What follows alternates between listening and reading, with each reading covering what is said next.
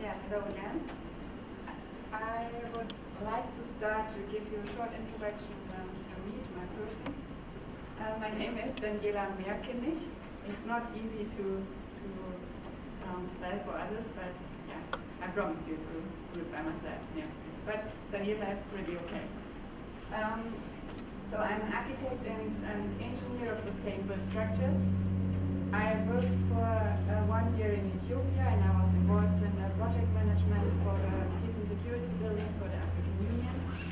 And I developed new concepts for low-cost housing. You just talked about it, and we had the same ideas over there.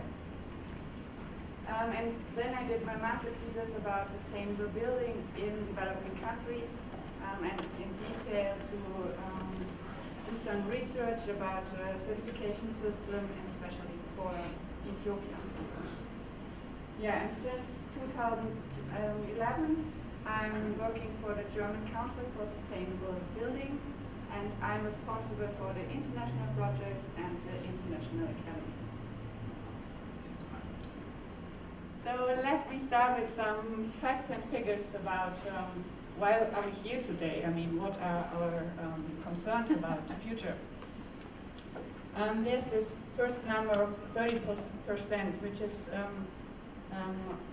the number that buildings or the building sector is responsible for more than 30% of the worldwide carbon emissions. And this is not for one particular country, it's worldwide, and this is why we need to think globally. And this is the same number, but this is about worldwide resource consumption, which is also coming from the building sector. But they are not only environmental issues the building sector is responsible for, also other impacts, for example, the productivity and the well-being of people like you and me. So there's a drop in performance of 66% if people are exposed to distracting noise during their work. And this is something we could change with comfortable designed buildings or well-designed buildings. And for example, the ventilation system of the building, if we have a natural ventilation or a mixed mode conditioning of the indoor air, we could save up to 1.1% of the health costs for all the employees. And in the same time, we could gain up to 18% of productivity of the people who are working there.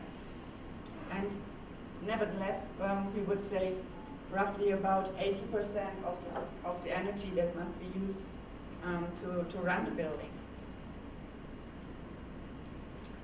So this is a big challenge. We need to think about how do we want to live and where do we want to learn, to work, sorry. How do we want to learn as well, maybe. So this is a suburb of Tokyo, and I'm pretty sure that we don't want to live like that in the future. This may be a bit more pretty. It's a suburb of London, where they already developed some green spaces, and it's in the inner city of London. It's not yeah, it's a suburb, but it's not that far away from the center of London. It doesn't look like that on the picture. And I brought one picture from Ethiopia. I'm pretty sure we cannot live like that. This is not the future type of building. But I wanted to show this picture because this shows all the idea of sustainability. So yeah, kind of perfect. It's a house of the Dorse people who are living in the southern part of Ethiopia.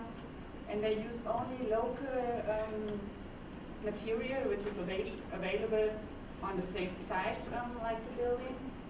And the building is sustainable because it's shrinking with the demand of the people who are living in there. Termites are going to start eating the material on the bottom, and it starts to rot away. So if the children are out of the house, the building would be yeah, adapt to the size that is needed. And after 80 years, it could be used for further generations to serve as a kitchen house or a storage. And it could also, a dozen of men could carry the house away and move it to another place, which is perfect in the sense of flexibility and adaptability. So we need to find a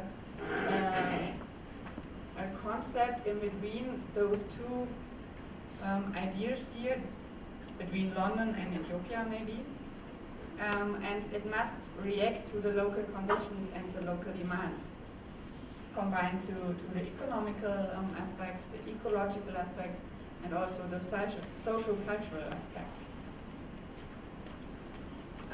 Let me just talk a bit about sustainable building in Africa. I'm from Germany, so we get involved into those issues only step by step, or sometimes you are here, you are the one who are responsible to push forward the idea of sustainable building in Africa. But we are happy to have the chance or the opportunities to support you. And this is one example. I'm happy that I was able to join a conference on promoting green building rating in Africa in 2010 from the United Nations in Kenya. And there we started to think about how could we implement sustainable building in Africa, and how can we push forward the idea of sustainable building and develop those green building councils. And I'm really happy to be here 5 years later again, now in Namibia, and see that the movement is going forward, and there's a lot already done in the sense of sustainable building. Another conference that I participated was last year in December in Ethiopia. I was invited to join the conference and the workshop. It's been a symposium on climate-adapted urban infrastructure, and we developed during 3 really extremely days in some way. How could we implement the sustainability and combine it with the local way to build, the local concepts, and bring in the sustainable idea. And we work together, and this is a really important issue. We work together with local authorities, with professors from Germany, and also with the students from Ethiopia, and from different points. I mean, we had students from the infrastructure faculty, from the architectural faculty, and the engineers, and we all have to bring our ideas to one table to discuss it. Yeah, and this is what we support as well. We understand ourselves as kind of a knowledge platform in Germany, and but we want to act worldwide and share our knowledge platform with you worldwide and internationally. And to bring the knowledge into practice, we have 3 different tools there. One is the DGNB Academy, where we train experts of the building sector to become a DGNB consultant or a DGNB auditor. Another one is the DGNB Navigator. This is an online platform where building product manufacturers can enter the information about their products and register there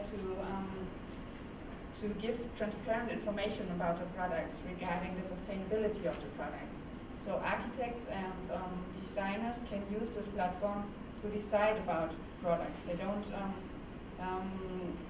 have to use anymore the products which are well known, or they don't have to decide just looking for money. They can also include or implement other factors to find a decision about products.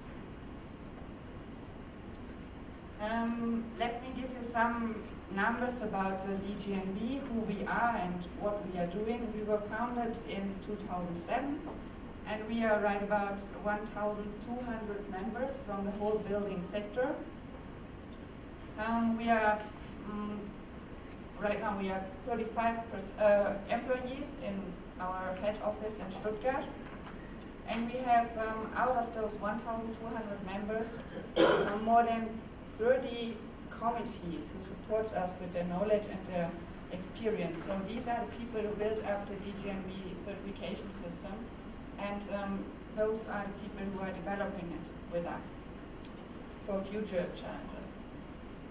So with the DGNB certification system, we certified already 800 projects worldwide. It's just an overview about our members. They are coming from the whole building sector, but also from other sectors in the economy.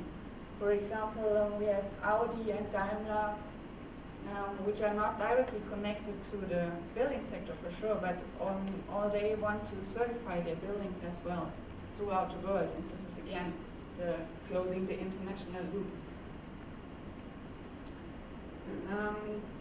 Here we have an overview about where are we active worldwide. So we understand ourselves that we have to think global and act local. That's why we work together with local partners in other countries. Most of them are in Europe, but we are also active in Latin America and in Asia, but as well in Africa, like today. And we have this strong network in Germany, but also on the international level. For example, as you as well, we are part of the World Green Building Council and of the European network of the World Green Building Council. But we have also a strong network within Germany, and this is something I could really recommend. You need partners, you need people who are pushing forward and talking about green building. It's not enough to meet here, and we all are kind of experts right now, but we need to bring it out to the world and to all the others there. Let me introduce the DGNB system, which is the third tool, how we try to implement sustainability in the building sector. And yeah, the DGNB system is more over the holistic approach of sustainability. And this is also the reason why we call ourselves the Council for Sustainable Building. Sustainability is, in our philosophy, the holistic approach of the environmental quality, the economic quality, the social, cultural, and the functional quality, the technical quality, the process quality, and as a base, the site quality. And this is how it looks like. This is the so-called evaluation graph. There are roughly 40 criteria within those qualities here. And in the middle you can see the total performance index. So the more color there is in each column, the better the criteria or the building performs in this criteria. So this gives you an overview about the building performance. And the most important thing is that it could never be completely colored, this graph. Which means if you improve one criterion, for example, the indoor light quality, you need to spend more money for it, for example. And this is something that will influence the economic aspects, maybe. But on the other hand, we always count the economic and the ecological aspect throughout the whole life cycle, which means you have to calculate the money that you have to spend to construct, to design, construct, and run the building throughout 50 years. So it's always in a balance in the end. But it would never be fully colored, and this is the idea behind is that there is not the ideal concept to build a sustainable building. It's always project specific, and you have to find to find out how to improve the specific building. Yeah, we had the total performance index in the middle, and depending on the total performance index, you can reach in the end certified bronze, silver, or gold. But certified is only available for existing buildings. For new buildings, there's only bronze, silver, and gold available. Yeah, I talked about our international context or concept, and it's not that easy as the slide shows. You cannot bring a certification system that was made for Europe or made for Germany from all the German engineers. I think you are very close or familiar with the German idea, and they are really strict and correct in all ways. So you cannot take this system and bring it, for example, to Brazil and apply it there without any changes. So it must be adapted to the local requirements, to the local demands, and to the local context. Which means you have several aspects there that are different. For example, obviously the climate conditions, or the availability of material and local resources. It's included in the word. It's the local resource, which is for sure different in Germany than it is in Brazil. But also the planning process might differ from country to country, and also the availability of data that you can find to document the quality of the building. So this is how it works. We have the system, the DGNB system, in the beginning, which was made for Germany, and then there are different screws that you can adapt to the local conditions. For example, one would be the limit value or the reference value for each criterion, which is always looking for the legal requirements in the country. So they differ, and you can adapt it to within the system to react to the local conditions or the local demands. Another point would be, or another screw, is the weighting factor that can be adapted from 0 up to 7. And let me choose a criterion like bicycle comfort, which is quite important in Denmark, for example. The Danish council took our system and adapted it to Denmark, and they increased the weighting factor for Denmark up to 5, I think. So we have it at 3. But in other countries, where, for example, Brazil again, where biking is not that important, they reduced the weighting factor down to 1. So you can always adjust it.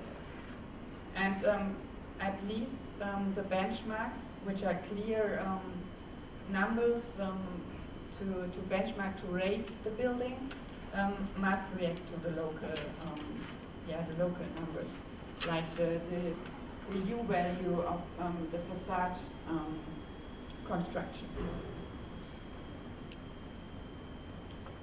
Yeah, this is just a tool that is used for the international adaptation and the international application of the DGNB system to document all these changes regarding, or especially for the country, and this will be used for all the buildings which are coming in those countries to keep it easy for all further buildings. Yeah, this is one big issue that we are dealing with, and which is in our philosophy one of the basic ideas of sustainability, to close the loop and reduce, reuse, and recycle. And we need to implement and make this idea stronger in all different parts of sustainable building. That means we need to bring it in for new and already existing buildings, as well as for national and international application, but also for districts and buildings themselves and the interior fittings. So it's independent of the level. And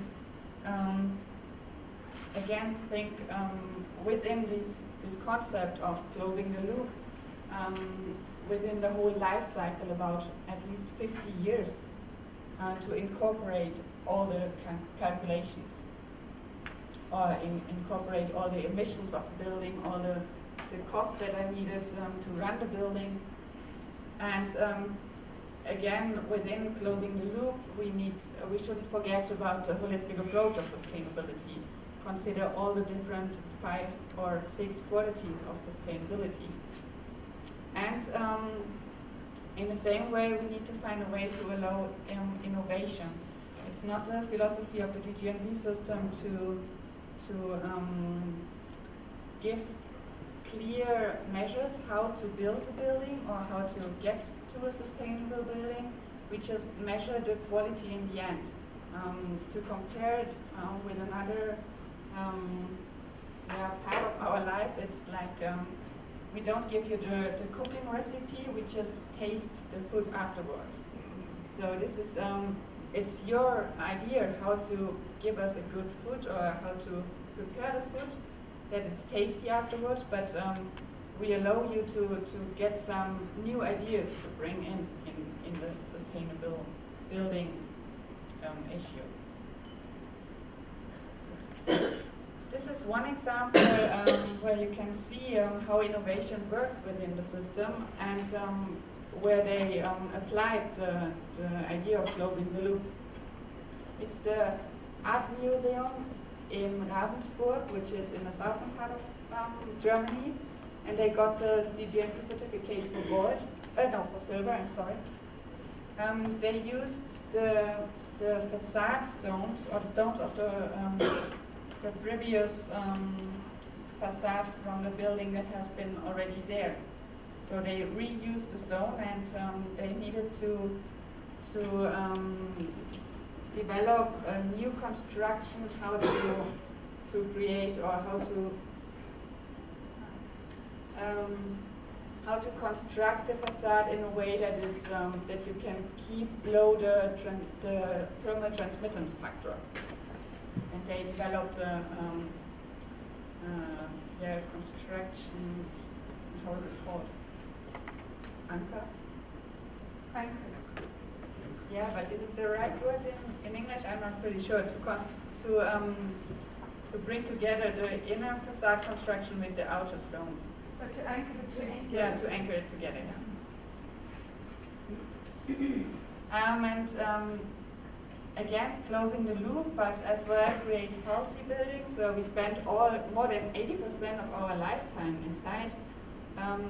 This is something we are trying out with our new head office in Stuttgart, which will be certified with the DGNB system for tenant fit-outs.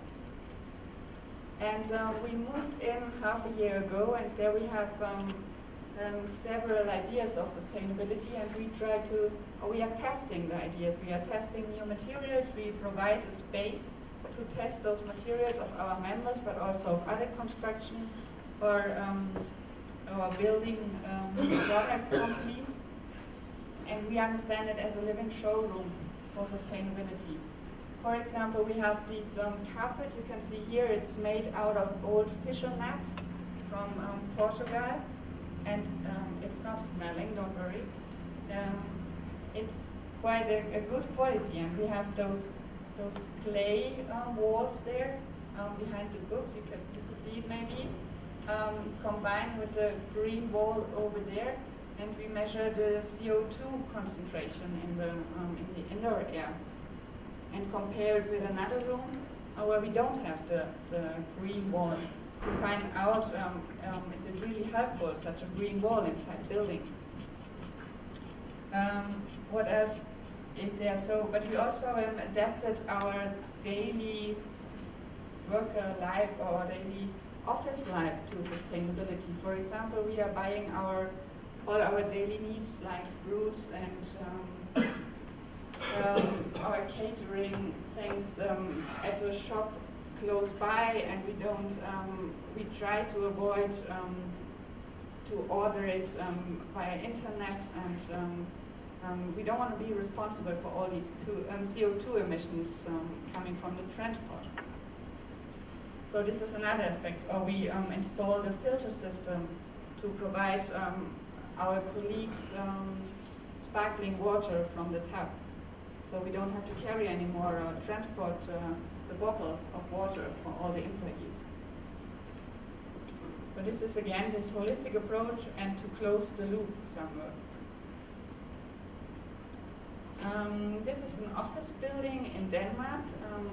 I already told you that they adapted the system to Denmark, the Danish GBC, and this is one of the pilot buildings there. It's an office building in Copenhagen, and they focused really on the well-being of the employees inside the building. It's an engineering company who built it and who is using it as well. So they built for themselves, which makes it quite easy to bring in new ideas. And I already visited the building, and it's a really high quality, you can live, or the high quality of the building. It's obviously, there are several rooms, for example, where you can meet with your colleagues. There are other rooms where you can find some time for yourself, where you are protected from other areas. They provide a good bicycle comfort. I already told you that it's really important in Denmark for the employees, so everybody could come with a bike to the building, to the office, and they provide showers there and racks where you can park your bicycle safely. So, and this is one example from Greece. It's a kindergarten in Athens, and it's an educational facility, and is going for the DGNB certificate for education facilities. Okay, so we have this is an example from China. It has a DGNB certificate in gold, and it's an office building in Shanghai. Where they were really interested in the integrated design. So they started really early in the planning or the design process to bring all the stakeholders to the table and ask them, what are your needs? They asked the user, what do you expect from the building, and what are your needs during the time of running the building? So this might be a reason why they could reach gold. Yeah, we don't stop working, we don't stop developing the DGNB system.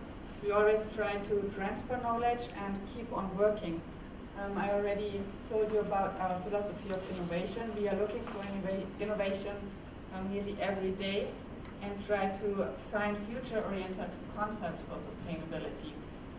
So we are, for example, developing new schemes.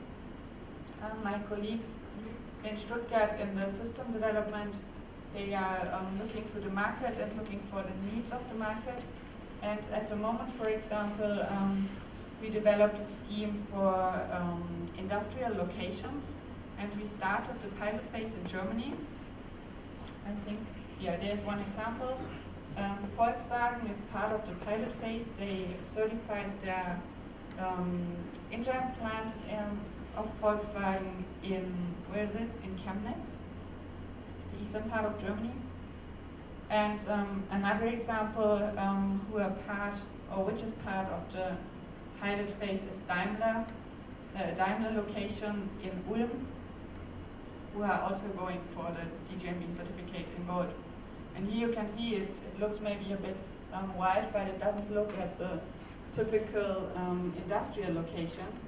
But it's not only wild, it's they completely renewed the soil and bring in some new soil with some local plants. And also they installed this bee house over there, because the bee mortar is a high challenge at the moment, a really important problem in Germany.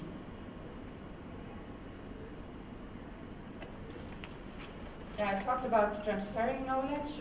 So we are cooperating with the German Organization for Development, the GIZ, and working together with India regarding the industrial locations there. They are developing so many new locations for industrial plants throughout India, and we want to bring in the sustainability idea from the beginning on.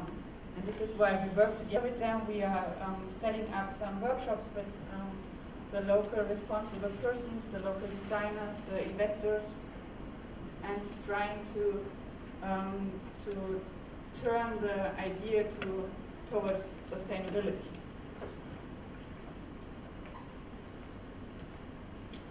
Yeah, so I'm at the end of my presentation, and at the end I want to invite you to Stuttgart. I know it's a far way to come there, so if you're around, you're always welcome to visit our living showroom of sustainability, and I would be happy to welcome you there and show you our new headquarters there.